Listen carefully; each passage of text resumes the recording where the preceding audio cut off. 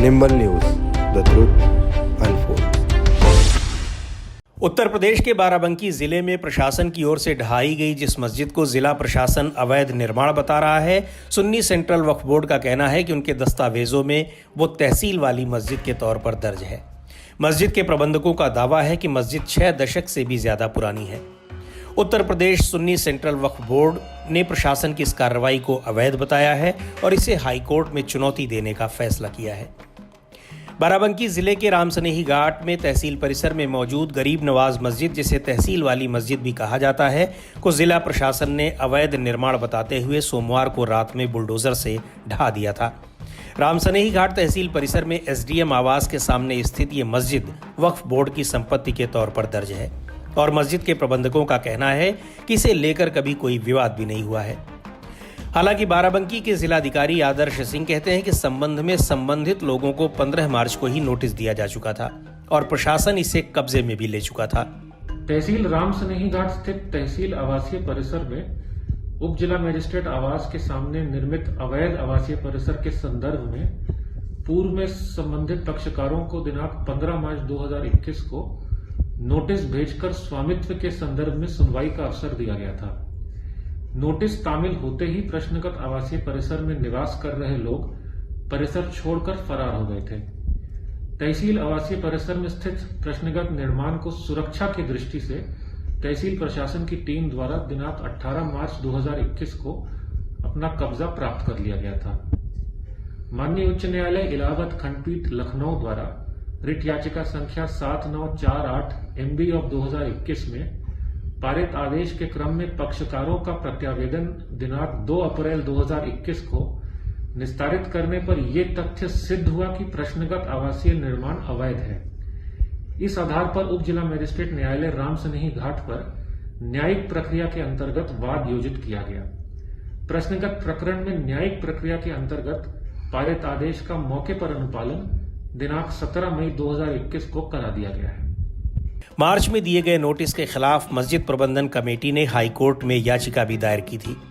यही नहीं, इलाहाबाद हाईकोर्ट ने 24 अप्रैल 2021 को एक याचिका की सुनवाई के दौरान कोविड महामारी को देखते हुए 31 मई तक ऐसी किसी तरह की कार्रवाई न करने का आदेश दिया था। उत्तर प्रदेश सुन्नी सेंट्रल वक्फ बोर्ड के अध्यक्ष जफर अहमद फारूकी कहते हैं कि मस्जिद को गिराना सीधे तौर पर हाई कोर्ट के आदेश की अवहेलना है और बोर्ड इसे जल्द ही हाई कोर्ट में चुनौती देगा। बीबीसी से बातचीत में जफर अहमद फारूकी कहते हैं कि स्थानीय प्रशासन की हठधर्मिता के अलावा मस्जिद को गिराए जाने का कोई और कारण समझ में नहीं आता है, क्योंकि एसडीएम के आवास के ठीक सामने मस्जिद थी और शायद ये बात उन्हें पसंद नहीं थी, क्योंकि और कोई वजह तो लग नहीं रही है। लोकल कमेटी हाईकोर्ट गई थी, फिर भी बिना कोई नोटिस दिए एसडीएम ने ऑर्डर भी पास कर दिया और अपने ही ऑर्डर की तामील कराकर मस्जिद को गिरवा भी दिया। सबसे बड़ा सवाल तो ये है कि आखिर ऐसी क्या जल्दबाजी थी कि हाईकोर्ट के आदेश के बावजूद ये कार्रवाई की गई। हम 2-4 दिन के भीतर इस कार्रवाई के खिलाफ और इसकी जांच के लिए हाईकोर्ट में याचिका डालेंगे। सुन्नी सेंट्रल वक्फ बोर्ड की ओर से जारी एक बयान में कहा गया है कि वो मस्जिद की बहाली, उच्च स्तरीय न्यायिक जांच और दोषी अधिकारियों के खिलाफ कार्रवाई की मांग करते हुए हाईकोर्ट का रुख करेगा। जिला प्रशासन का दावा है कि यह कार्रवाई कानूनी तौर पर की गई है, लेकिन जिलाधिकारी या फिर जिले का कोई प्रशासनिक अधिकारी इस बारे में किसी सवाल का जवाब नहीं दे रहा है। रामसनेही घाट के निवासी अदनान आरिफ कहते हैं कि मस्जिद यहां तब से है जब तहसील परिसर बना भी नहीं था। अदनान के मुताबिक नया तहसील परिसर साल 1992 में बना और तभी एसडीएम आवास इस मस्जिद के सामने बनाया गया, जबकि इससे पहले पुरानी तहसील मस्जिद के पीछे थी। मस्जिद साल 1968 से वक्फ बोर्ड की संपत्ति के रूप में दर्ज है और उससे पहले साल 1959 से उसके पास बिजली का कनेक्शन है। अदनान कहते हैं कि हर शुक्रवार को यहाँ रोज की तुलना में ज्यादा संख्या में लोग नमाज पढ़ने आते थे। मस्जिद का कोई विवाद नहीं था, लेकिन इसी साल मार्च में भीड़ की वजह से कुछ अफसरों की गाड़ी फंस गई थी। उसी गुस्से में ताबड़तोड़ मस्जिद गिराने का नोटिस दे दिया गया। नोटिस के विरोध में लोगों ने कई दिनों तक स्थानीय प्रशासन के खिलाफ मार्च महीने में प्रदर्शन भी किया था। इस दौरान प्रशासन की ओर से मस्जिद की मीनार से माइक हटाने की भी कोशिश की गई। विरोध के दौरान कुछ लोगों ने पथराव किया, पुलिस ने लाठीचार्ज किया और कई लोगों को चोटें भी आई थी।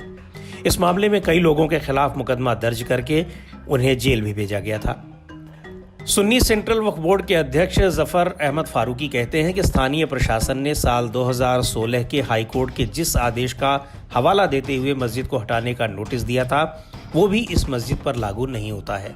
उनके मुताबिक ये आदेश सार्वजनिक संपत्ति पर बने उन धार्मिक स्थलों के बारे में दिया गया था जो साल 2011 के बाद बने थे। गरीब नवाज मस्जिद न तो किसी सार्वजनिक संपत्ति का अतिक्रमण करके बनी थी और न ही 2011 के बाद बनी है।